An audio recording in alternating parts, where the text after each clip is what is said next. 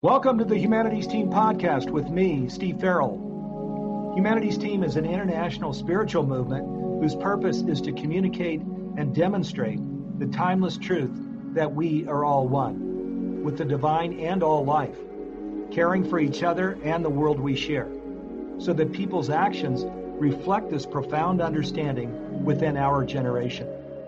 We believe that living this truth is essential to resolving the most chronic and acute world challenges and vital to creating a flourishing world of peace, harmony, and happiness.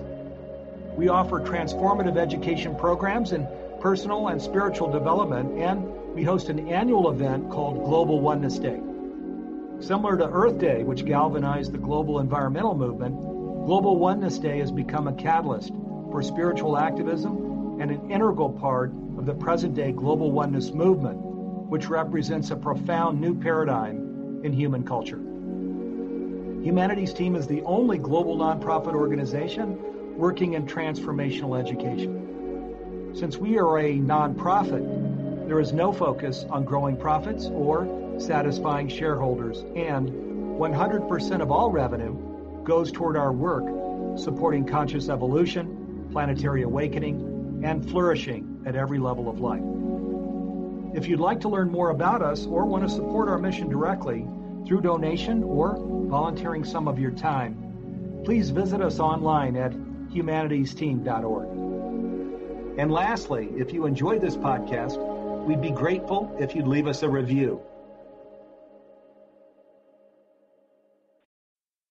Welcome, everyone.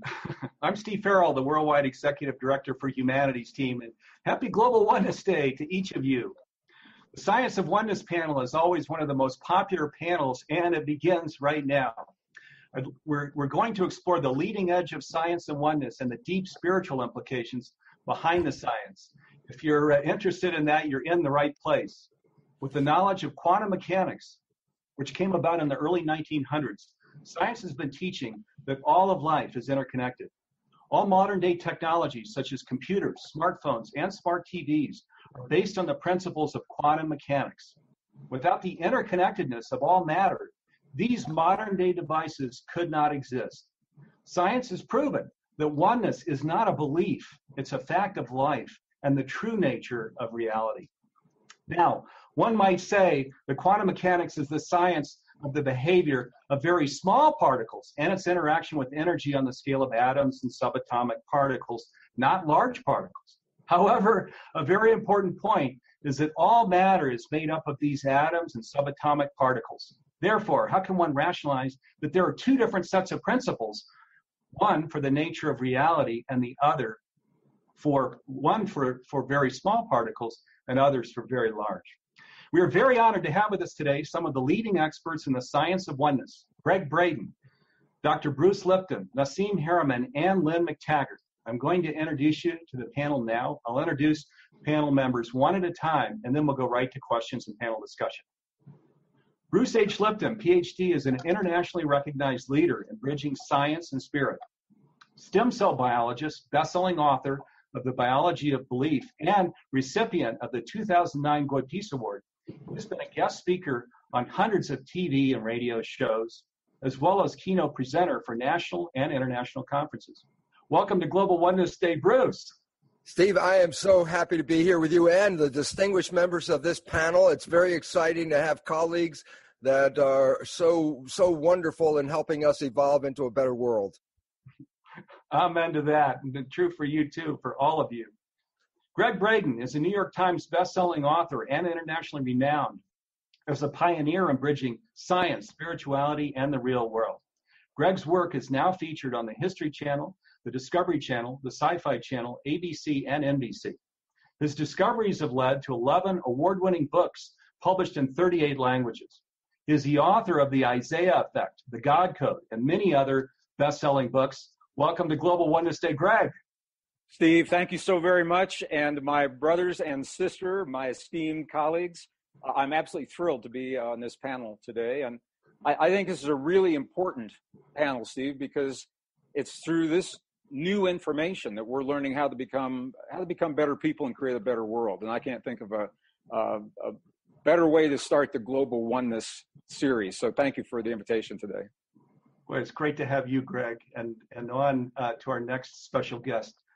Nassim Haramein has spent over 30 years researching and discovering connections in physics, mathematics, geometry, cosmology, quantum mechanics, biology, chemistry, as well as anthropology and ancient civilizations.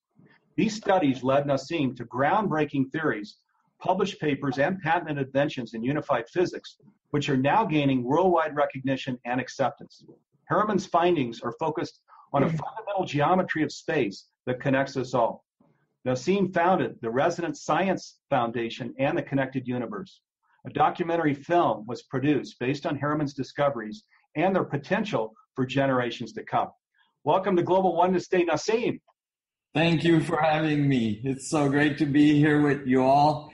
I'm honored to be on this panel, I think, but we need like 5 hours, There's so much amazing knowledge and, involved in this panel. And one of these days, maybe we'll all get in the same room and deck it out till we come out with a unified view of reality. I'm really excited to be participating in Global Oneness Day, and thank you so much for having me. Great to have you, and we'll take you up on that. We'll meet in Hawaii at the Resonance Science Foundation. That sounds good. Okay, and Lynne McTaggart is an investigative journalist and author and a sought-after public speaker whose talks and workshops have transformed the lives of thousands around the world who have heard her speak. She is an accomplished broadcaster who has appeared on many national TV and radio shows, including Oprah and Deepak Chopra shows. The hallmark of her work is exhaustive research that produced science-based discoveries in the world of science, spirituality, and health. And welcome to Global Oneness Day, Lynne. Thank you so much. It's wonderful to be here. Once again, I'm truly excited about this panel. It's a privilege to be with each of you and to have 4 of you together. It's truly remarkable. So we've got a lot of ground to cover. We're just going to jump right into questions and panel discussion. And Gregg, if it's okay, I'm going to start with you. How does this deep connection of oneness, if you can talk about this deep connection of oneness and how this connection, how it affects our lives and makes it better? Well, it's a good place to start. Steve, the idea that everything is connected, it is certainly not a new idea. It's been with us through our ancient and indigenous, the most cherished spiritual traditions. It's only in the last 300 years that science, modern science, is actually catching up with those ancient ideas. So I think for people in the mainstream, now this idea that we are connected, I don't think we no longer need to prove that connection is there. I think through the work of my colleagues on this panel and many others, the science is out there. But just to show you how far this science has gone, I get a kick out of this. In the year 2007, I released a book called The Divine Matrix. And the purpose of that book was to document peer-reviewed science of our connection and our interconnectivity. And it wasn't my opinion, it wasn't my theory, it wasn't my hypothesis. It was my synthesis of the existing science that simply has not made it into the mainstream. So here's where it's a hoot, is when that book was released, it ended up on the occult bookshelf of many of the bookstores. I mean, like way at the back of the books, the bookstore. Now it's a New York Times bestseller, and it is actually a textbook in many physics classes, both in the United States and Canada, which just goes to show how quickly these ideas and how far we've come from where we were, just a few years ago. So what's happening with me, Steve, people are now asking 2 questions. They're saying, okay, we understand that we're connected. How deep does the connection go, number one? And what does it mean in our lives? How can we apply this connection in our lives? And I think this is where the real frontier really lies. What we're finding is that we are connected on multiple levels. It's certainly on the quantum level, we know that. We're connected on more mundane levels as well, the electromagnetic connection between our bodies and one another. and the magnetic fields of the Earth. As a geologist, I'm fascinated by this because what the new studies are showing, Steve, is that we are deeply connected to the magnetic fields of this planet primarily through the human heart. The human heart is the strongest biomagnetic generator in the body, many times stronger than the brain. And there was a recent study, I just want to share this with my colleagues if you haven't seen this, and with our audience. The Institute of Heart Math, pioneering research organization in Northern California, exploring the power of the human heart in unconventional ways. I've worked with them, and many of us have, for over 20 years now. And they just are completing a new study. It was conducted with people in 5 different countries, different walks of life, different beliefs, different lifestyles, all wearing heart rate monitors that would allow what's called their heart rate variability to be monitored every moment of the day. So heart rate variability is from one beat to the next, to the next, to the next. What is the variability between those beats? It's called HRV. And this is important because our heart rate variability, it influences our immune response, our relationships to one another, when we are cooperative, when we are aggressive. All of these things now are being linked to heart rate variability.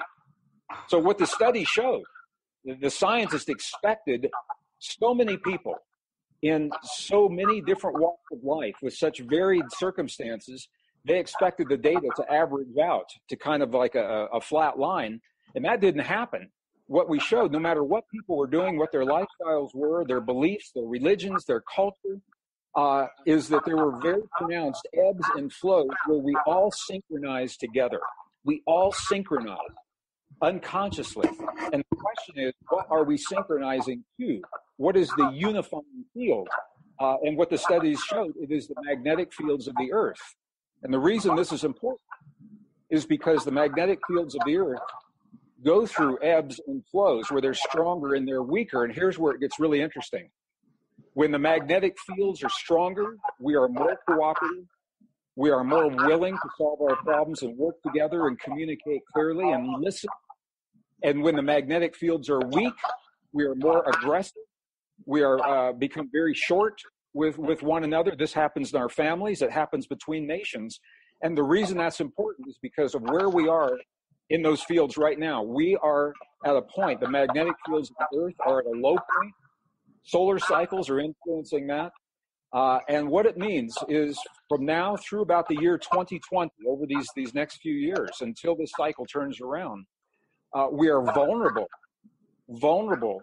to conflict on the one hand, and on the other hand, we have the greatest opportunity for peace and the greatest opportunity to solve our problems if we consciously utilize these cycles and know that it is that connectivity that gives us the ability to move beyond the limitations of the past. So I'm going to stop right there, and what I want to say is that it's this connectivity now between us and our planet, as well as between us, one another, and our own bodies, that is giving us it's giving us an edge, Steve. It's giving us the edge in a time of extremes to thrive, not just survive, but to thrive and transcend the greatest challenges that we have in our lives today. And I think that's exciting. That's a new frontier. That is exciting. Thrive and a new frontier, and the greatest opportunity for peace. So, hey, one thing to our panel, when we're not speaking, let's go ahead and go on mute. I think we're going to have a little better sound quality during the program. I'm going to direct this next question to Nassim. Thank you, Greg. Awesome. Nassim, for many years, of course, there have been 2 different fields of study in physics, quantum physics, and then Newtonian or classical physics. Can you explain how your work and research is merging or unifying these 2 branches of physics? Well, that's a big question.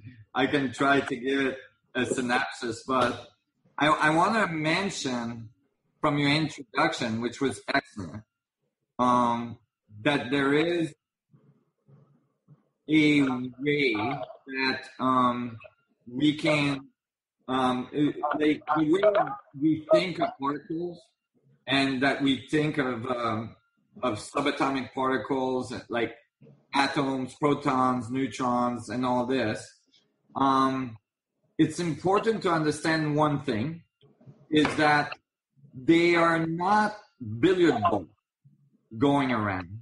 All we know is that in those regions of space, there's high density electrostatic fields. So for instance, the radius of a proton is called, the nucleus of an atom is called the charge radius of the proton, because all we know is that at that radius, there's a high electrostatic charge, a high density of charge, and so there's a region of space in which we experience like denser space. The other thing I wanted to mention is that we know that particles can be entangled. Entanglement has been verified in laboratory all around the world for, some 2 decades now. And so we know that two particles that emanate from the same atom, for instance, like 2 photons, can be entangled in such a way that if I modify this one particle over here, this other one over there will act as it's being modified just the same, instantaneously, faster than at the speed of light.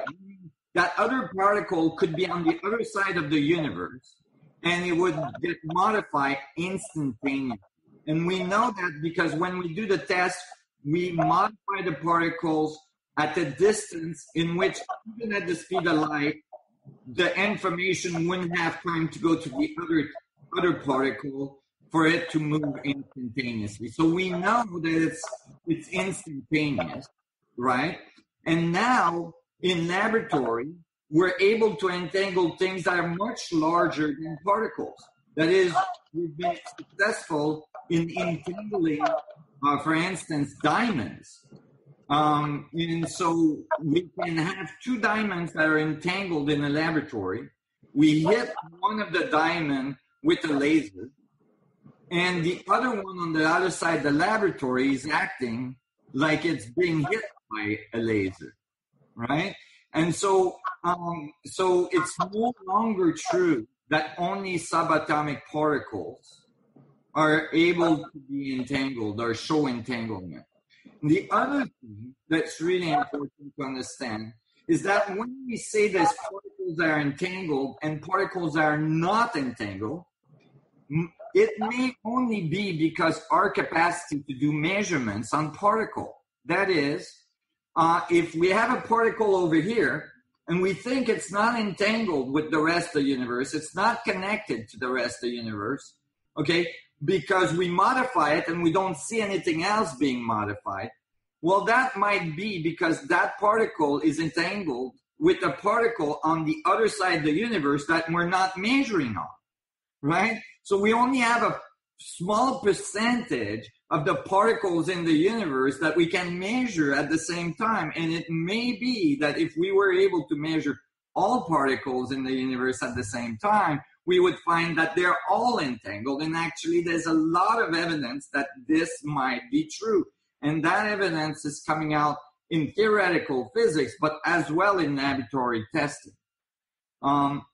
So at the fundamental of the physics I wrote, and I'm going to try to keep it short, is I've discovered that disentanglement of everything is occurring because there's a field of information that actually makes up the atomic structure, the reality we see, all the subatomic particle and everything we see. And I've been able to solve these equations, and the result of solving these equations produce very, very specific, very precise predictions that have now been measured in laboratory. That is, the predictions, for instance, of the charge radius of the proton I made is the most precise prediction of any theoretical model on Earth today. And it's confirmed by accelerators in Switzerland. And so this is very significant. And it says, the theory says that the field is what produced the charge that we see as the matter. So space is actually not empty, it's full of energy, and it's the source of the material world. So when when you're touching stuff and you're touching yourself and everything you're seeing, you're actually touching 99.9999999% space, which is the space in the atomic structure. And the little electrostatic field that we call matter that seems to be hard is just a little charge that's emanating from the space itself. So space connects everything, and it's curled up in these micro Planck wormholes that connects all the particles together. And the whole thing is talking to itself. And my calculation shows that when it talks, as it talks, the amount of information that's going through one of the hubs, could be a proton, could be an electron, could be a planet, could be a sun, could be a black hole. The information that's going through that hub is what we call mass or energy of that object. So it really shows, and this is why the movie was called The Connected Universe, it really shows that the universe is interconnected in ways that we couldn't imagine.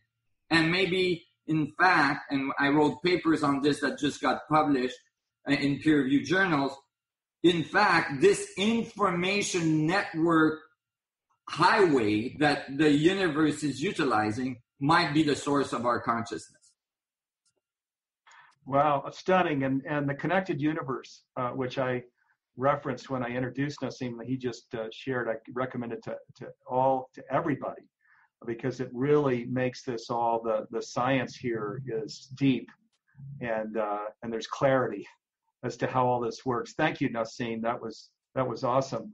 And let's see, I'm going to come over to you, Bruce. If you can explain this new science of epigenetics and how it's revolutionizing our understanding of the link between mind and matter and the profound effects that it's having on our personal lives and the collective life of our species. Well, thanks for that question, because that's a fabulous insight about what's happening in today's world, Steve, and especially after listening to my very esteemed colleague, Nassim, in regard to quantum physics, because a lot of people think, well, quantum physics is like an outside weird science, as you talked about, the very small science of atoms and molecules, but it's also the foundation of the cosmos. So everything between an atom and the cosmos has got to be connected by this. And the relevance, it's not a choice to say, well, do you want to believe in quantum physics or not? Quantum physics is the most validated of all sciences on this planet. There's no science with more truth in it. And the relevance that Nassim brings into it is the interconnectedness of all of this. And now I say, well, what about the interconnectedness of mind and body? Because this becomes an important question in today's world. We have been programmed with an incorrect belief, and the world has been operating from this incorrect belief, which is based on Darwinian theory and genetics. Genetics theory is what I was teaching in medical school years ago. The public is still using that same old information, while science has moved way past that. So there's a disconnect between science and the public. The public is still imbued with the old belief that genes control life. People still talk about genes turn on and genes turn off, and the character of your life is really controlled by this activity. Well, there's a couple of problems with that, and number one is genes are blueprints. That's simply what they are. They're blueprints to make body parts, the proteins that build up the body. And I say, why is it relevant? Because proteins, are generated by this DNA. The question is, does DNA make the decision to make the proteins? Does DNA turn on and off? Well, that is the biggest fallacious thing that we can talk about right now for this reason, and that is genes do not turn on and off. It's complete false insight. A blueprint is what it is. I say, you go into an architect's office, she's working on a blueprint, and you ask her, you say, is your blueprint on or off? And she'll look at you like, well, you're crazy. It's a blueprint. There's no on and off. I go, precisely. Genes do not have an on and off. Genes are not self-actualizing, meaning genes do not make a decision. Well, this becomes important because we live in a world where all the public believes that the genes that they have are turning on and off and controlling their lives, and they become victims. I'm victims of my heredity, meaning, well, I didn't pick the genes as far as I know. If I don't like the traits and characters, I can't change the genes. And the belief that the genes turn on and off independent of what I'm doing by that definition means we are not involved in the unfolding of our life, but the genes are pre-programming us. And this is the belief, well, oh my God, there's cancer running in the family and I could catch the gene, I'm going to get the cancer or Alzheimer's, diabetes, cardiovascular disease. So the public is there saying, I'm a victim because my genes are going to turn on and off and they're going to control me and I have no control. This whole belief has disempowered people. Because it says if I have an issue with my life, I'm not in charge of this, that I have to go find a rescuer. And that's where we give power to the pharmaceutical industry, who comes in and says, oh, don't worry, you got bad genes, we have good drugs. This is so scary, considering that the pharmaceutical industry, which my dear friend Lynne would probably talk about at some point here, is one of the leading causes of death in the United States and in the world today. So the idea is wrong. So I said, yeah, but what's right? And that's the new science of epigenetics. You go, genetics, epigenetics sounds the same. I go, no. When I say genetic control, which is the belief the public holds, that means control by genes. Your life is controlled by genes. But when you say epigenetic control, which is the new science, that's the revolution, because epi, that little tiny prefix, epi means above. So when I say epigenetic control, I'm actually saying control above the genes. The control is not in the genes, it's in the environment. But then here comes the cool part. Between the environment and your cells is the nervous system. The nervous system reads the environment, interprets the environment, and then sends signals to the cells to control the biology. Why is it relevant? Because if we change our perceptions, we can change our genetics. And in fact, every gene that we have, based on how I respond to the world, can create up to 3,000 or more variations of proteins from the same blueprint. Some of them very good proteins and some of them very terrible proteins in regard that you can cause cancer from a normal gene just by the way you respond to life. So where's the big revolution? The revolution is this. Up till this minute, most people say, I'm a victim. And things happen to me, I have no power over my health. And look at the healthcare crisis we're facing right now. It's like, oh my God, the world's in a lot of trouble. The new science is absolutely complete opposite and says you are controlling your genes to the minutest detail. The way you respond to life, the way you see life is adjusting your genetics. So your biology is a complement to your mind. If you see fear, if you see pain, if you see, I'm going to get a disease, well, that's the picture in the mind that is translated by the nervous system into chemistry, and the chemistry of the brain goes into the body and adjusts the genetics. Change the picture in your mind, and you change the genetics. And so what we have to recognize now is that 70% or more of the processing of our brain is disempowering, leading to very poor selections in regard to our genes, our health, and our activity. And all we need to do is take back the power by starting to own the fact that my thoughts are generating not just my internal reality, but as Nassim talks about, my thoughts are connected to the rest of reality. And therefore, we are creators. We're not victims. We're creators. And if you don't like what you've created, it's actually easy to turn around, because all we have to do is change the thought and the creation changes. What's the basis of placebo effect? Placebo effect. The pill is going to heal me. I believe it. I get healed. The pill is a sugar pill. The healing was my thought. It's just the belief. And I just want to close on this part, because everyone talks and knows about the placebo effect. I say, yeah, but that's the basis of positive thinking, isn't it? This thing, this drug, this therapy, it's going to heal me. Very positive. And then I get a positive expression. I need to leave with this point here, and that is this. Yes, positive thoughts influence, but what people haven't owned is a negative thought is equally powerful in controlling our biology, but it works in the opposite direction. While the positive thought can heal me of anything, a negative thought can cause any disease, cancer, cardiovascular disease, any disease that we have, it's going to be caused by a negative thought, because that's how powerful it is. It's called the Nocebo Effect.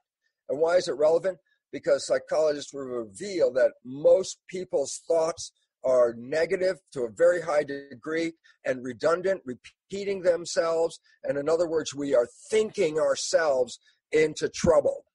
And all we need to do is get back the power, start thinking in a more positive way, start recognizing we've been letting our thoughts run away, and yet we're the ones that can control it. And when we do, we're open to absolute health, harmony, and peace on this planet when we start sharing our positive wishes and desires. Thank you. Nice place to leave it. Yeah. Thank you, Bruce. Let me just say, every one of you, these, as you're coming back with answers, responses, these are all extremely profound, as you can see. So I'm just moving to the next question so we can get in as much of this wisdom and insight as possible. But I just want to, acknowledge you, Bruce, Nassim, Gregg, truly extraordinary here. I'm going to go to you here, Gregg, next. You often share that we can't go back, that an entire way of life has vanished, and we've never had an opportunity to mourn its passing so that we can let it go. Can you explain what you mean by this statement and how people might mourn its passing and where we are now? I would love to do that, and I also want to kind of bring together everything I've just heard from Bruce and Nassim.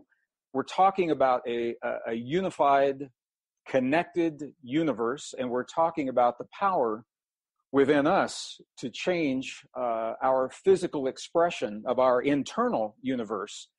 One of the places where the science now is bringing this all together is the science is showing us very clearly that DNA actually influences the stuff that atoms are made of. DNA communicates with photons. So when we change the way we feel about our lives and our bodies, and we're changing literally the shape and the expression of the DNA within us, what we now know is that shift is not confined to the boundaries of our body, that the shift extends beyond our bodies into the world around us. And I think this is where everything really begins to come full circle. Because it says that we are part of, rather than separate from, the world around us, and that our world is nothing more, nothing less than a reflection of what we claim to be true for ourselves, within our bodies, within our families, within our communities, within our society. And then this, I think, is where, again, everything is connected. And if we had the 5 hours that Nassim had suggested, we could go into so much more detail.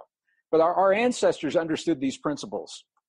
Ancient and indigenous traditions. It wasn't science in the sense that we know it today, but they understood these principles. And what they said to us is that this energy that creates our universe is cyclic. Steve, it's not linear, but it is cyclic. It goes through repetitive cycles that we experience through our lifetimes. And some of the cycles are so big, hundreds of thousands of years, we'll never live to see the end of it. Some of the cycles are relatively small. They play out in our relationships, in our health, and our healing, and war and peace on the planet.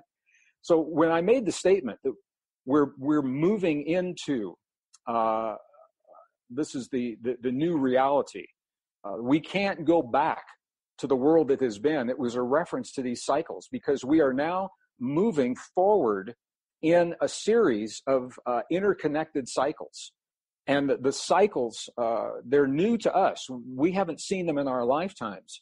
So to those who are not, who've not learned to step back and look at the big picture, it looks like the world is coming apart at the seams. It looks like we're having, all these issues for no apparent reason, whether we're talking about, hunger or war or, politics or economy or society or climate change or whatever it is. But you step back and look at the big picture. What we actually see is that we're living in our lifetimes this very rare convergence of three major cycles that scientists in the West simply don't acknowledge from a cyclic basis. And that is the cycles of climate, the cycles of economy, and the cycles of conflict. All three of these are merging in our lifetime, giving us a time of extremes. So not necessarily only bad things, but big things, big changes in our lives. And I say we cannot go back because we can't go backwards in the cycle. We're moving forward The question is, are we going to come in for a soft landing or a hard landing at the place where these cycles come together? And this is where all of our work comes together. Because when we understand the context, when we understand the cycles of the universe, when we understand our relationship to those cycles, then we can adjust our thinking, adjust our lives, shift our consciousness, and make the kinds of choices that it simply makes sense to make, common sense choices in terms of how we live and how we think and how we share our resources, so that we can adapt to our location in the cycles. And that's very different than trying to cling onto a belief system and a way of living and a way of thinking in the presence of a world that no longer supports it. So this is where the suffering comes from. It's when we're rigid in our thinking and say, this is the way things need to be, in the presence of a world that doesn't support those things. That's very different than saying, the way we've lived in the past, it worked. Fossil fuels, they worked well enough to get us here. The education system worked well enough to get us here. Our healthcare must have worked to some degree. We're still here. We've outgrown all of those ways of thinking. And so now, rather than condemn and criticize them, we can simply say we've outgrown them. Let them go. Let's move on to what's new. We cannot go back to a world that no longer exists. And I think one of the keys to moving forward, Steve, is, and you mentioned this briefly, we have never been given the opportunity to mourn the passing of the world that we all grew up with. And I don't mean a big outward expression necessarily of mourning, but the mainstream media is reluctant, and in many cases resistant, to acknowledge what we're talking about right now. They're resistant to acknowledging the cycles, our relationship to the cycles. They say, if you just fix the economy, everything's going to be okay, or if you just use smaller light bulbs and drive smaller cars, the climate's going to go back to where it was 20 years ago. We can't go back to that world that no longer exists. So if we can be honest, truthful, and factual with ourselves, here's my question. How can we thrive in a world of extremes unless we're honest about the extremes? And the cyclic nature of the extremes is what's driving the change in our lives. So everything we're talking about now, the universe is connected. We are one. Our bodies communicate with that oneness, and the choices that we make through consciousness determine the conditions of our lives. As we recognize our place in the cycles, we adjust our consciousness, we make better choices, and it's reflected in the world around us. And I think that's really what the oneness is all about. Amen to that. And really extraordinary. Again, Gregg, thank you. And all of your responses, very profound. That's why Global Oneness Day is so awesome, to have you come together and just all of this wisdom in one room. Truly, truly extraordinary. Now, Nassim, I'm going to tee up a question, but just like with, as has been happening here without me saying anything, let me just invite you beyond this question to comment on things that you want to share, because there's a lot of really great science that's being shared here during the program. So my question to you here, though, is in layman's terms, can you explain the research that your research that's focusing on Albert Einstein's unified field theory, and how you've expanded on that work that Einstein started, which of course is really a huge contribution to the planet? Thank you. Yeah, I wanted to start with commenting as well, about DNA, and just because there's some really remarkable research that has emerged in the last few weeks, actually in the last few months, that was published at the Academy of Science, and it was measurements that were showing that DNA zipping and unzipping and mapping is actually modulated by water molecules. That is, it is the medium in which the water is. It is the medium in which the DNA is, the water, that is actually modulating and getting the DNA to express.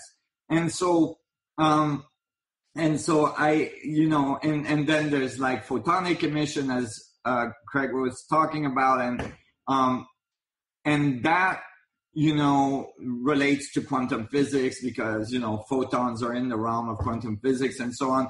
And you have entanglement and all this stuff that's happening, because I don't know if people realize what a miracle their existence is. You you got 100 trillion cells that are like completely self-organizing. You got millions of cells division every second. You get, let's see, 1,000 billion chemical changes every second in the body in order for you to function. Like any confusion in those chemical changes are like completely gonna mess you up. Like if there is like any confusion in this, like, 1,000 billion chemical change every second, if things went wrong in the communication link, and I guarantee you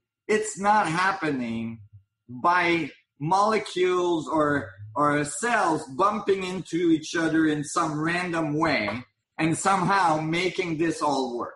That doesn't add up mathematically, meaning if you do statistics on this, even statistics for very simple, monocellular processes, that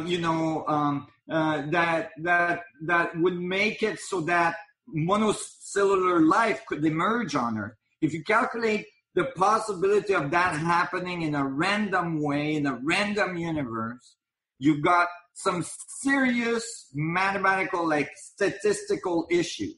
Because even for the most simple processes, the calculation we did showed that there's a probability of that happening randomly that's 1 to 1 to 1 to 10 to the 8,896. Okay, that's like, so people are not used to exponent numbers. You might have noticed in your bank account when you add zeros, it goes up quick. If you have 4 zeros, it's okay. If you have 5, it's much better. If you have 6, wow, it's good. All right. Now, imagine 8,896 zeros, right? So just to give you an idea, a centimeter is very, very short. It's very, very small, right? The universe is huge. There's billions of galaxies in it. A galaxy itself is huge. The radius of the universe in centimeters is approximately 10 to the 28 centimeters. Okay, it's a huge number, 10 to the 28, right?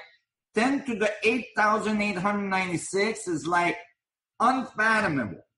Okay, so how, but when you talk about that, people have a tendency to say, oh, well, then there must be a God that's organizing all this. And that leads me to your question. Well, there's an alternative to that. Okay, the information that's in the field could be called a God because it's everywhere. It's omniscient, potent. It's the source of creation, as my equation shows. The advancements that I've done on Einstein is that Einstein realized that gravity must be the result of curvature in space-time. So he said, like, if you put a ball on a trampoline, it's going to bend the trampoline in the vicinity of the ball. And if you put another ball there, it's going to appear as if it's attracted, but it's just because of the curvature of the space around the big ball that you put in the first place, right? What I did is that I realized that, well, while Einstein described gravity that way, and this is the big problem, we can't figure out how gravity fits in quantum physics, right? While Einstein did a really good job, and Einstein field equations were really great for describing cosmological objects, it does really poorly when you apply it to the quantum level. I realized that Einstein actually, and physicists will agree with this, didn't really say what gravity was. It just said that it was the result of curvature in space, but didn't say what space-time is, right? So while he had the feeling or the understanding that there's a field that's interacting with matter, he didn't really describe that field. He described it mathematically, but not physically. And and through my exploration of 30 years, I eventually came to actually very simple equations. So I went through very high level of complexity and back to simple. But I realized that the field of space-time, the structure of space is actually quantized. It's not smooth as described by Einstein, but it's granular at the very, very, very fine level of the Planck scale. The Planck scale is billions of times smaller than an atom. If you were to like grow a Planck to the size of a proton, then the proton would be from here to Alpha Centauri, which is about 40 trillion kilometers. So you imagine so you're not experiencing the Planck field around you. You can't feel it. You can't, but it's there, and we know it's there. We can measure it now. And I wrote the equation showing that not only is it space-time at the quantum level at the Planck scale that produce gravity and that produce a strong force that holds the particle together, but it actually is the source of mass and energy that we call the material world. And that's how I solved for unification theory. I applied gravity in a different way with Planck, with quantum objects, both for the cosmological side and for the atomic side. Wow. Fabulous. Unbelievable. You're sitting here listening to how you extended Einstein's work, Nassim. Really. Extraordinary. Thank you. Okay, Bruce, I'm gonna come over to you next, if I may. In your book, Spontaneous Evolution, you state that humanity is on the brink of spontaneous evolution. Can you just talk about what you mean by that statement? Well, we have a belief about evolution that's derived from Darwinian theory. And Darwinian theory is the idea that accidents of DNA mutations cause changes in progeny. So let's say two dogs mate, and you get a litter of puppies that all reflect the parents, but every now and then you get a runt of the litter, and the runt is due to a change in the genetics during the reproduction. And then if you take that runt and then you say, what if I breed it with another runt? Then what you're going to start to see is I could create a whole new species by just taking the weird ones. So that's a Darwinian theory, that accidents of mutation lead to changes, and if the changes are beneficial, those mutations will be propagated into the future. So that's Darwinian theory. 2 steps: A, random mutation; B, followed by selection. If it's a good mutation, it's going to be kept. If it's a bad mutation, it's going to be lost. That's our belief system. The whole problem with that is then I say, well, why are we here? And then you'd have to say, well, it was a whole bunch of accidents, and there was no purpose in it all. It was just what a coincidence that we ended up here with random mutations. That whole thing is wrong, as we now are understanding the nature of epigenetics. The adaptations of an organism are the result of the environment and the genetics of the organism in a lockstep interaction. As the environment changes, it produces changes in the genetics of an organism. So we're not here by accident. We're here as an adaptation to the world. And the idea is that it's not chance. Why are we here? And the answer is, the Darwinian theory has misled us and has been one of the most destructive thoughts in our civilization based on this. If you want to summarize people, as they do summarize the theory, it's a struggle, a competition in the struggle for survival. That's what it's all about. Competition of fitness. Who's the fittest one? And that's the competition. So the world that we live in encourages competition, and it encourages one person beating the other person, because that's the drive force of who's got the best genes. And so look where we are today. 1% of the people have all the wealth of the planet. 99% don't. And that the 1% sit there going, well, I'm entitled to 1%.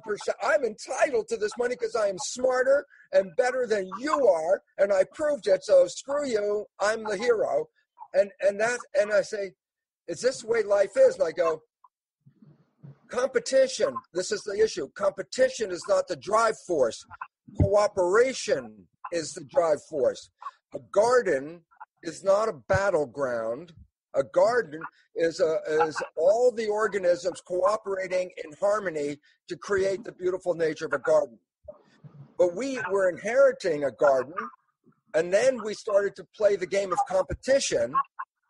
And through that competition, we are undermining and destroying the ecosystem, the environment, destroying ourselves. Our healthcare crisis is a global crisis. I say, so how's that working? How's that Darwin theory thing working? And I'm going, it is one of the most destructive beliefs that we have.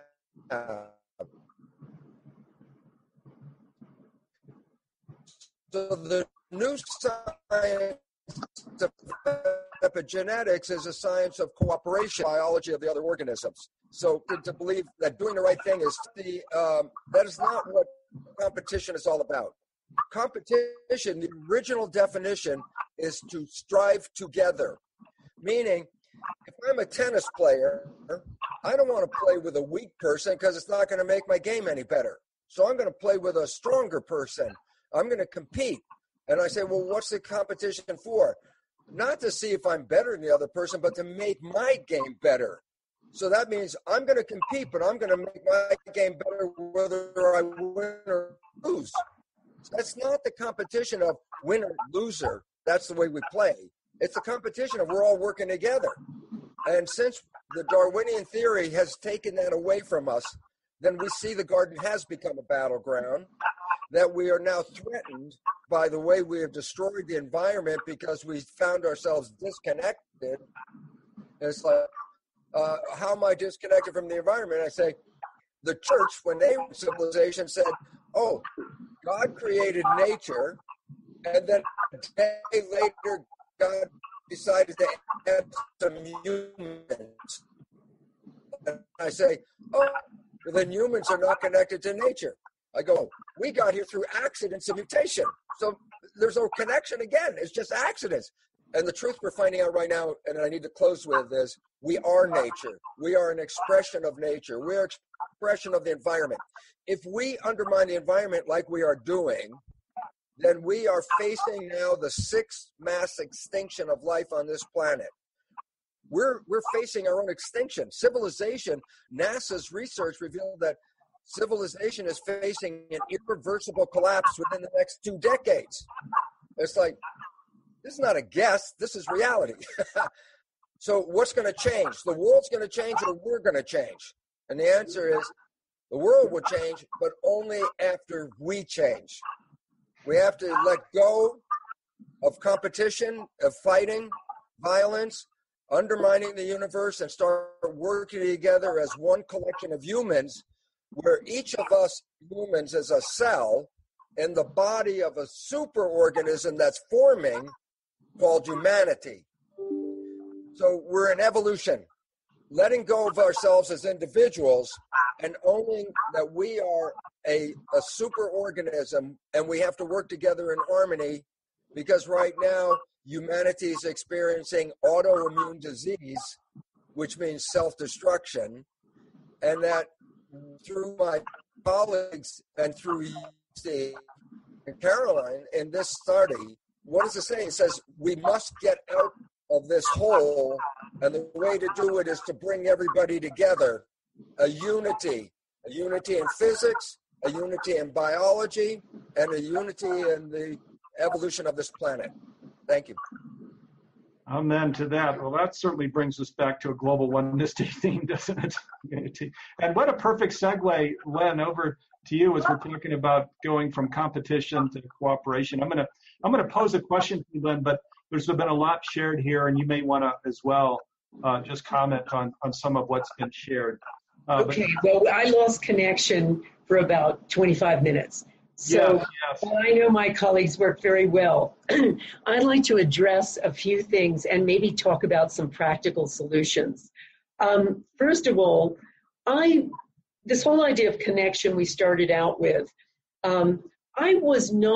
I had done a lot of research in my book, The Field, and talked to all kinds of scientists and talked about this theoretical connection we have, through the 0-point field, et cetera, et cetera. But being a hard-headed journalist, as I am, I sort of wasn't really sure. I had a lot of inconvenient questions about this, particularly the idea of that thoughts are an actual something with the capacity to change physical matter. And I kept saying to myself, well, what can you do with this? I mean, people were talking about using their thoughts to create great wealth. And I thought, well, if we're this powerful, surely we must use this power to do something on the planet. You know, maybe we can cure cancer with our thoughts. And what happens if lots of people get together and have the same thought at the same time? And so I decided to test this to the limit, like a 21st century doubting Thomas. And that's why I created something called the intention experiment in 2007. And I set up experiments with scientists around the globe to do some sort of something in a laboratory. So we started with leaves and seeds and water, and grew on to trying to heal someone and also lower violence in war-torn areas. And I would then invite my readers or my audience, if I were speaking somewhere, to collectively intend for something under these controlled conditions. So we've run 30 of them. 26 have had measurable, significant, positive results. And I think that if we just unpack one of them, if we're talking about our connection, in one situation with the University of Arizona, we had 4 sets of seeds. Scientists didn't know which set of seeds we were going to send intention to. I had an audience in Sydney, Australia. We sent intention to a certain seed, batch of seeds. All 4 sets of seeds were planted, and the seeds sent intention, sure enough, were much higher than controls. Now, just unpack this for a second. And we ran this study 6 times in all kinds of areas. It was actually published as a scientific study. Unpack the situation. I'm here in an audience in Sydney, Australia. The seeds are in a lab in Tucson, Arizona, 8,000 miles away. And that happened in every circumstance. And my audience weren't sending intention to seeds. They were intending to a photographic representation of seeds. So we're talking about some sort of psychic internet that occurred not only with people in an audience, but people who were dotted around the globe on computers, individually sending intention to my internet site. So that is a practical demonstration that we are connected. But I found it's not really the point of my story. I've just released a new book called The Power of 8. And that book is really about some untoward information that I discovered when trying to do group intention in a small group setting. And what I found, I think, is germane to everything we're talking about here, which is I had the group send intention to someone in the group with a healing challenge. And I thought it was going to be a feel-good effect, like a facial. I thought, oh, yeah, it's going to be a little bit of meditation here. And I'd ask them to come back the next day and say what happened and line them up and give them the mic. And honest to God, the lame were walking. And I've documented this over 10 years. I've been so frightened of this, I haven't wanted to publish this for 10 years. We had, people with lifelong migraines healed. We had people with IBS suddenly gone. I had a guy the other day with depression. He's had depression since the Vietnam War. He's developed a completely new life purpose. We had, over and over and over and over again, scoliosis change. Somebody with MS coming in without their crutches the next day. And my big question was, what was going on here? And the book attempts to answer this. But I think what's really important here is that these small groups created every single circumstance for an altered state. And I've tried to look at this every other way I could to understand this. But I think the power of the collective, as Bruce is talking about, this power of, and I really believe in the small group collective, and the power of essentially praying with one voice is the most powerful modality we have. I mean, I have documented over years, hundreds, if not thousands of people changing their careers, healing themselves of things. And it has to do with the power of getting off of competition and moving into altruism. I've also studied the science of altruism, and it is a bulletproof vest, folks. I mean, every study you look at demonstrates that when we send an intention, let's say, for someone else, we pray for someone else, the prayers do better than the people being prayed for. they're the people who benefit the most. And it has a lot to do with, as Bruce will understand, the vagus nerve. And, you know, this is kind of like a love nerve that activates all kinds of positive stuff, changes our immune systems, and has a kind of a virtuous circle effect. So in going forward, I love the idea of the small groups, the small healing groups, as a powerful modality. And it doesn't require years of studying like a Sufi master. I mean, we did, a university has studied my Power of 8 groups, and we found brainwave changes analogous to people in a state of ecstatic unity and enlightenment. And what I'm really talking about is it doesn't take, you know, years of study. It doesn't take years of or hours of priming. It doesn't take ayahuasca or sweat lodges. We're talking about major changes that just occur because you're praying with one voice in a small group. And that'll be the last word here. This hour has gone really fast. If you'd like to receive all of our new podcast episodes, please click on the subscribe button. To find out more about Humanities Team Transformational Education Programs and about how you can help support our mission, please visit us online at humanitiesteam.org, where you can also sign up for our email list so we can let you know about our free online events and other news about what we're up to each week. And again, if you enjoyed this podcast, please leave us a review. Thank you.